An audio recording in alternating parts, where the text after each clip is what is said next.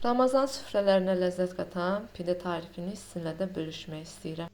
Əgər bu cür reseptlərdən xəbərdar olmaq istəyirsiniz, kanala like atıb abunə olmağı unutmayın. Onu ələkdən keçirdikdən sonra üzərinə duz, şəkər tozu, 100 ml bitki yağı, 1 stəkan süd,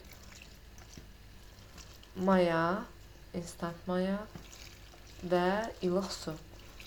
Bunu yaxşıca xəmiri yoğururam.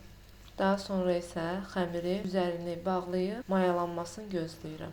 Mayalandıqdan sonra bir dəfə də yoğururam. Bu hala gələnə qədər 2 dəfə yoğurdum. Daha sonra isə kündələdim. Kündələdiyim qabın üzərinə isə yenidən bir qab keçirdim ki, kündədə də daha yaxşı gəlsin. Daha sonra pide formasını verib, əslində yumurtanı vurub sonra forma vermək lazımdır. Mən ilk öncə yumurta vurmaq istəmədim. Sonradan fikrimi dəyişdim, yumurta vurmaq qərarına gəldim. İstədiyiniz formanı verə bilərsiniz. Yumurtanın yalnız sarısından istifadə etdim. Yumuşaq, çox ləzzətli, dadlı pide tarifimiz. İnanın bu resept ən mükəmməl reseptlərdən biridir. Üzərinə isə qara çörək otu və ağ küncü istifadə etdim.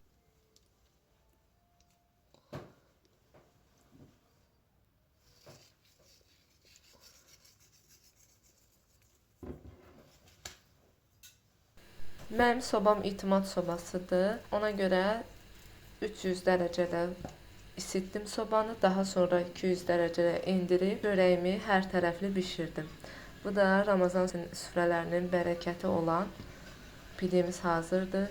İçi diş-diş, yumuşaq, çölü xırt-xırt, ləzzətli pidemiz hazırdır. Siz də hazırlayıb nuş edə bilərsiniz. Videonu bəyəndiysəniz, videodakı bəyən tuşuna basaraq dəstək ola bilərsiniz. Yaxınlarınızla paylaşaraq kanala dəstək ola bilərsiniz. İzlədiyiniz üçün təşəkkür edirəm. Dadlı və ləzzətli reseptlər üçün izləmədə qalın. Hələlik.